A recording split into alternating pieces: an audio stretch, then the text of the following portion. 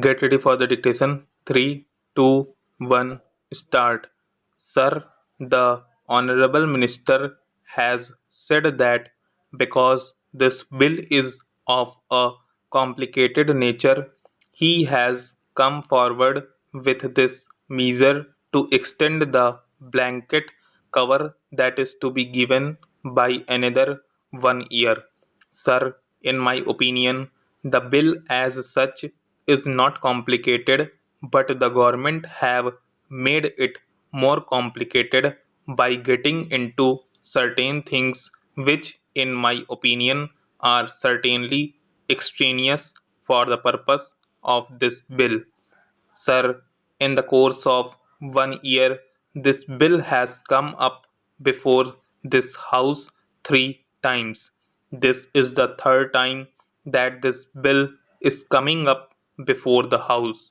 The parent bill was introduced in December 1983, and in less than 1 year, two amending bills were being moved before us.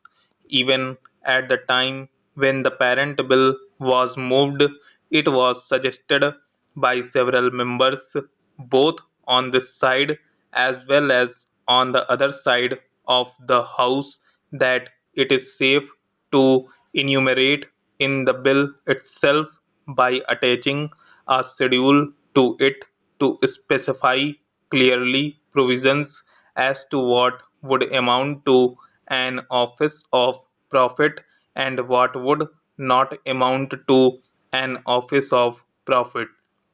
It was then stated by the then Honorable mover of the bill that it was not necessary to attach any schedule to the bill, and that the bill by itself, as moved, was comprehensive enough. Then, sir, certain difficulties were felt, and various members of this House as well as of the other House had addressed the Honorable Law Minister, then asking him whether their remaining in a particular committee would amount to an office of profit or not.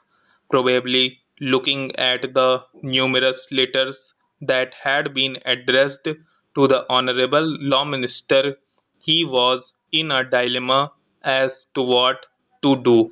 He had come forward with an amending bill to extend the life till the end of December 1984. A committee was constituted to advise the Honorable Law Minister as to which offices would amount to offices of profit and which offices would not amount to offices of profit. Sir, I am told by one or two members who had served in that advisory committee that only once, only during this session, they were summoned to meet. I would ask the Honorable Minister, Sir, this question. When it was such an important measure, what was the ministry doing from April 1984 till December 1984, accepting to come forward before the House with another amending bill of this nature? Originally, sir, only 4 months' time was asked for when the parent bill was moved, and it was stated that within that period of 4 months they would come forward with a comprehensive legislation. Then again they came forward with another amending bill extending the period till December 1984. Now, between April and December, nothing has happened excepting that the advisory committee has been constituted, and it met once only, just to recommend for extending the period by another 1 year.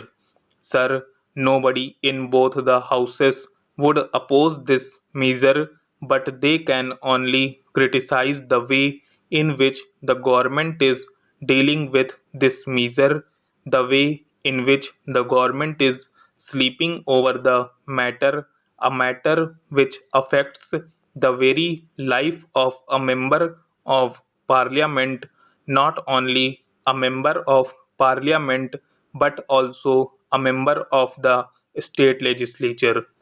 As the Honorable the Law Minister has pointed out, Article 102 of our Constitution does not define what is an office of profit except to say that a ministership or a deputy ministership or even a parliamentary secretaryship, and by a later amendment even a whip of the Congress party would not amount to an office of profit. Only a few instances are specified as to which offices would not amount to an office of profit. Then, sir, complications had arisen even when the original bill was moved, introducing statutory committees and advisory committees. What a statutory committee was or what an advisory committee was not at all defined in the parent bill.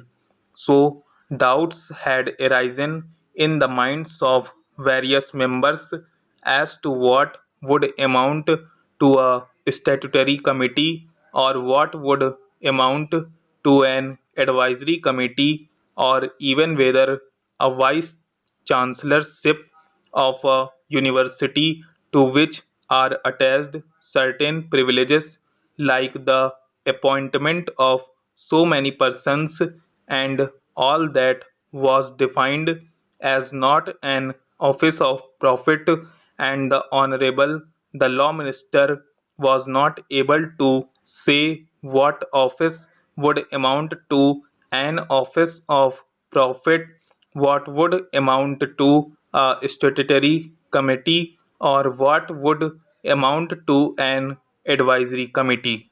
Sir, I have only to point out that an important measure such as this, which affects the very existence of the members of parliament, should have been given a very high priority in the matter of legislation. On the contrary, not much attention was given to this. The committee met only once, and even then, nothing seems to have happened in that committee. Sir, before the matter goes to a court of law for the judges and for the lawyers to interpret what would amount to an office of profit, it is better that the Honorable the Law Minister brings forward in the coming budget session a comprehensive bill which will specify in its schedules what are offices of profit. The schedules may be of positive character or of a negative character. The schedules might say that the holders of such and such offices would not be disqualified from being members of parliament or members of state legislatures, or the schedules might say in a negative way that such and such offices are offices of profit, so that the members of parliament and members of the state legislature would know whether to accept an office and whether they would be disqualified by accepting a certain office. Stop. Thank you. क्या चाहिए बदले में हमें? बस एक प्यारा सा like, तो इस वीडियो को लाइक कर देना और सब्सक्राइब कर दो यार। सब्सक्राइब यार, सभी की मांगे मैं पूरी करता हूँ। मेरी एक ही तो मांग रहती है कि सब्सक्राइब कर दो चैनल को, जिन्होंने नहीं किया है कर दो यार, हाथ जोड़ के विनती है।